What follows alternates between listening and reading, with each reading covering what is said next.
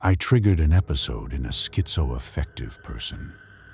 No crime has been committed on my end, but just to be safe, treat everything in this post as alleged.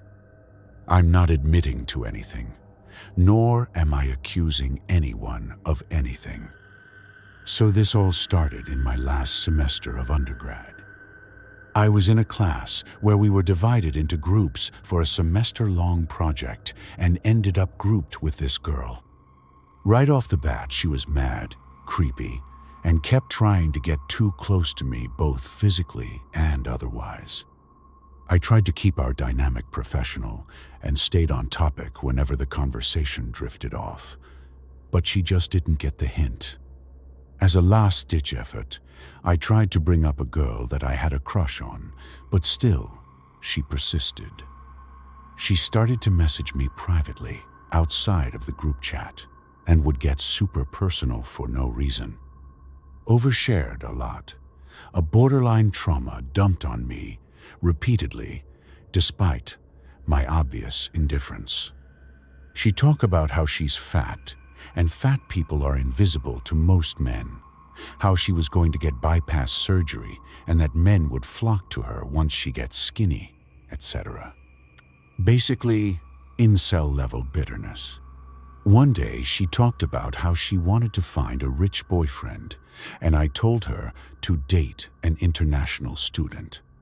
Apparently, she thought this was my signal to her, since I'm an international student, and she told me to ask her out. I think this is when her episode started. I ghosted her.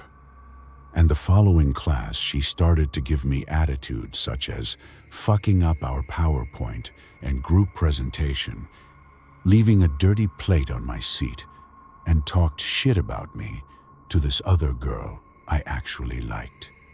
I messaged and confronted her about this, and she started exploding.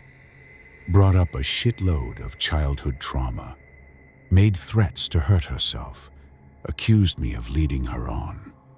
I humored her a little bit, but eventually she got too crazy, so I ignored her. She then sent me a very sexually suggestive picture with my face edited on top of it with the caption, "This could have been us." I blocked her. She then texts me on my number, which I never gave her, and started calling me a gaslighter and cursed me out. I use an Android, so she doesn't know if she's blocked or not. Relevant later. I low-key let her think she was blocked, but in reality left her unblocked so she could dig her own grave. I screenshotted everything and reported it to my school's Title IX. Throughout the next week, she really started losing her bloody marbles. Got religious. Started posting like 50 IG posts about geopolitics and religions. Started wearing a hijab. One day, she overhears me clowning on her with my friends, and she texted me, "Id, if you've blocked me, but can we talk? I'd like to make amends." I didn't reply. 2 days after that, I met up with the Title IX coordinator at my school, and they called her and told her to never contact me again. My professors are also notified and started making accommodations to separate us. I fucking love my professors for this. From what I've been told, she started to email some weird shit to her profs and school admin, talking about how she must be addressed a certain way, how she wanted time during classes to pray, etc. She then texts me again. This time, she really lost her shit, talking about how we had to get together and disrupt, dismantle, destroy the system, how we are chosen ones and were destined to be together and cultivate our powers, asking me to leave the old world behind us and become freedom fighters. At this point, I'm unsettled as fuck. I started carrying knives on me and had female friends walking with me to and from classes. Then, when Title IX was going to move ahead with the next steps, that is to say, a disciplinary hearing and sanctions, she checks herself into a psych ward. This honestly pissed me off, since she basically just ran away from her consequences. Months passed, and nothing happens. Then, one day, I stumbled upon her Instagram, and she said she was planning to return to our university under a different major. I asked around with staff members, and they confirmed that she was coming back. I wasn't gonna let that happen. I texted her from a different number saying, "Hi XXX, welcome back. Congrats on escaping captivity." She then unleashes a wall of texts, including incoherent threats and whatnot. The next day, I checked her Instagram, and she started posting the same old shit. I'm assuming this is when she started having another episode. This time, she's even more unhinged, talking about how she wants to write a book on her experience in the psych ward, her connection to Islam, how she was going to kidnap and execute her crushes, amongst other things. Too many to list. I have over 50 screenshots of her bullshit that I might decide to post another time. But yeah, call me petty, but I really enjoyed seeing her lose her shit after what she put me through. I hope it haunts her for the rest of her life. Over the course of at least 2.5 years, I must have stolen at least over $1,000 or more of groceries and food in the dumbest way possible, and I wasn't the only one. So here's my confession. I live in Canada, but I'm wondering if what I did was also done by people elsewhere. This is something I did between 2021 to at least late 2023, early 2024, and I can't believe I got away with it. This basically started mid-pandemic.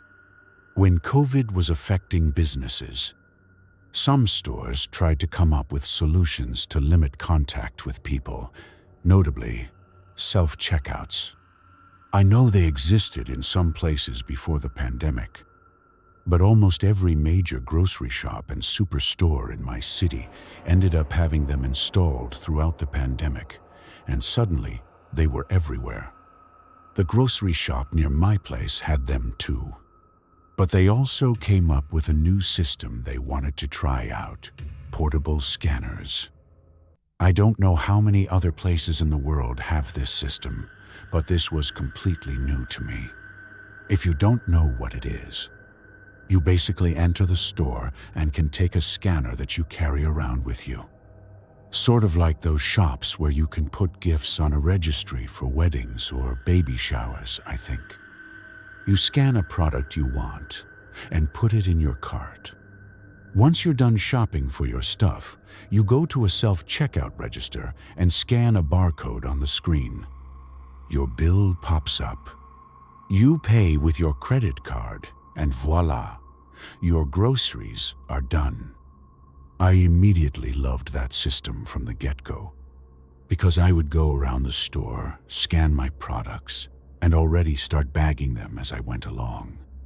It was cool because I could always pick the order of the stuff I wanted to put in first in my bags, like heavy or spacious items. All of a sudden, after maybe the 3rd or 4th time doing my groceries this way, I started to realize something that couldn't possibly be true. Every time I arrived at the self-checkout, I'd scan the bill, pay up and leave, and nobody would verify in my bags if all the items were there. Why would the workers check all the items in your bags, especially if you have over 30 items or so?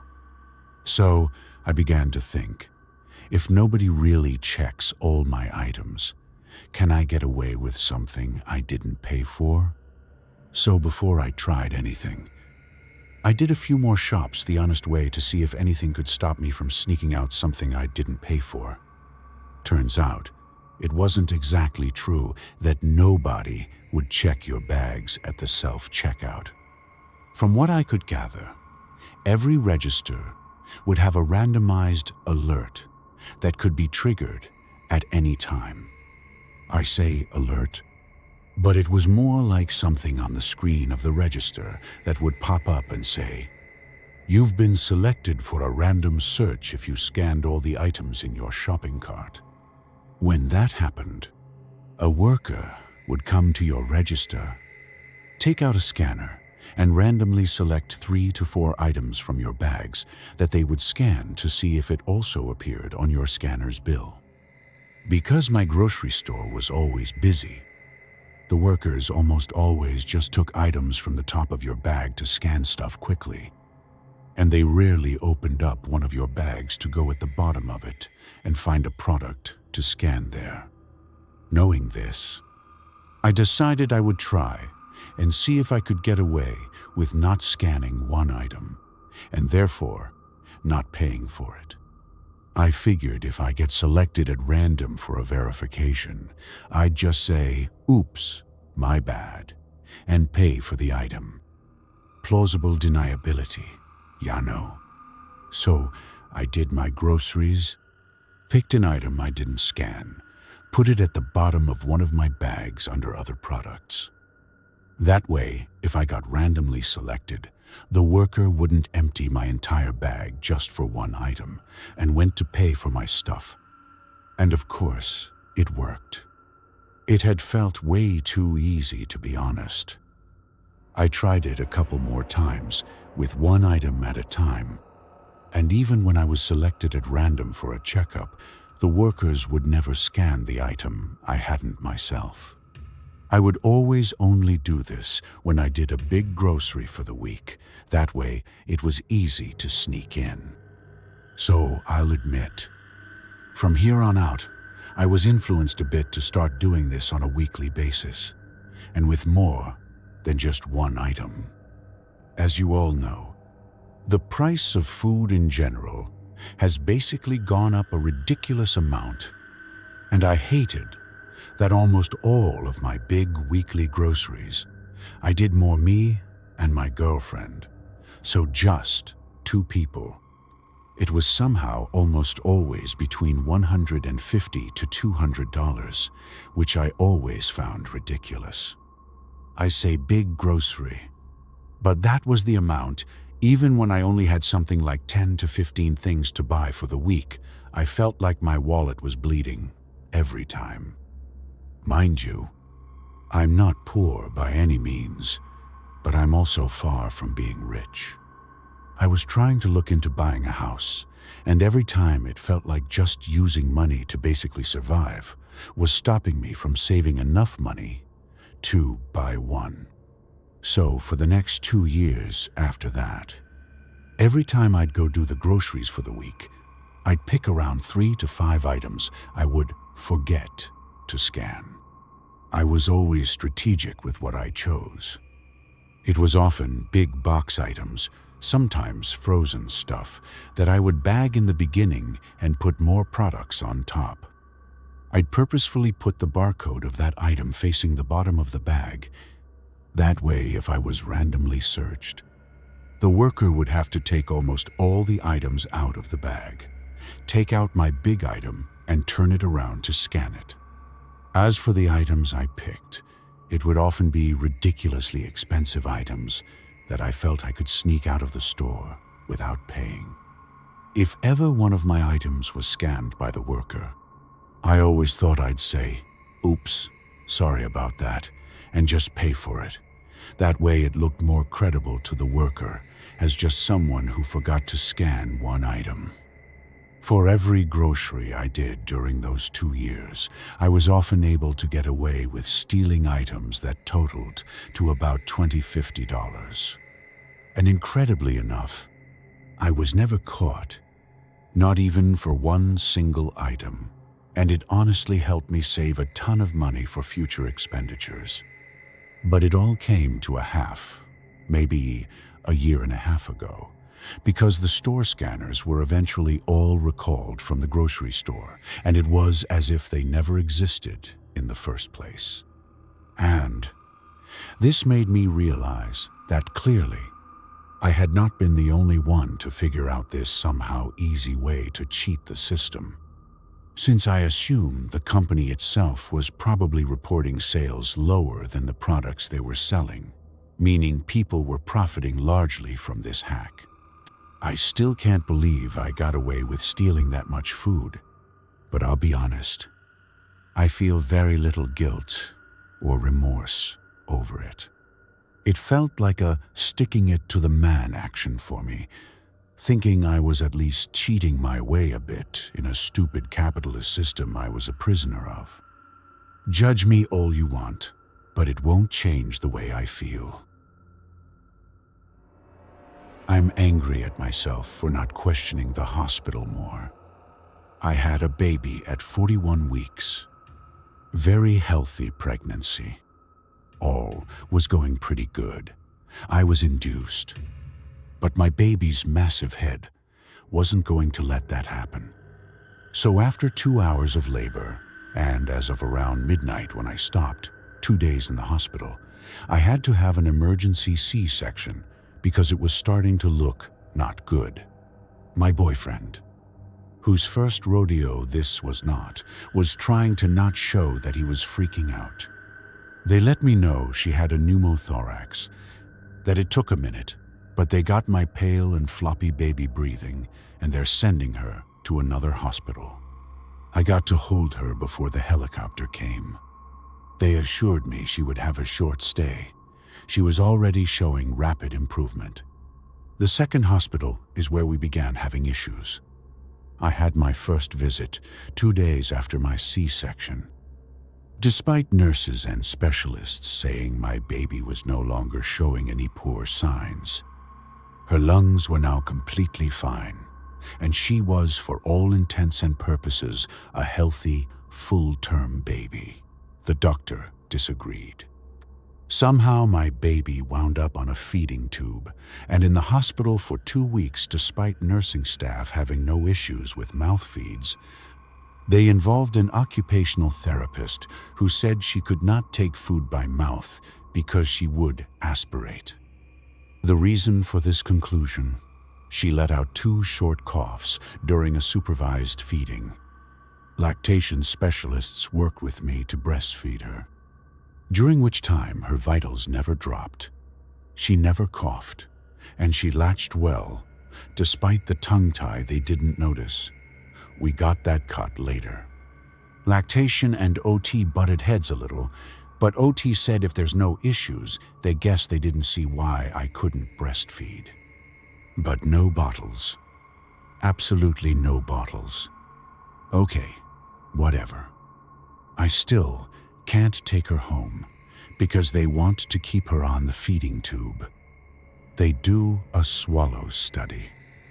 No interest whatsoever in observing a breastfeed.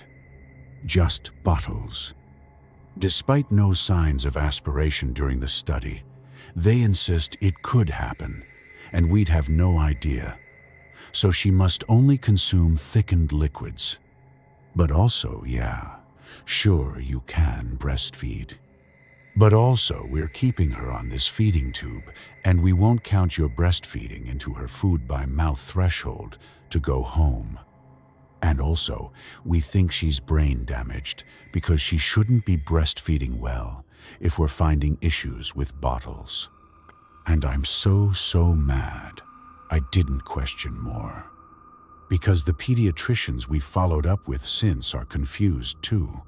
They've looked at her chart. They've observed her eating. She does not have a problem. The only problem she's had is her tongue tie, which they're concerned that the hospital didn't even look for. This is my first baby, and I was just so scared being separated from her that I felt I needed to go with whatever the hospital told me to do. But now, even pediatricians are telling me no. That's weird. There's nothing in her chart that should have led to that. And I know I have no recourse at this point, and I'm not looking for it. I'm not even upset with my boyfriend. He tried to push back. He has other kids.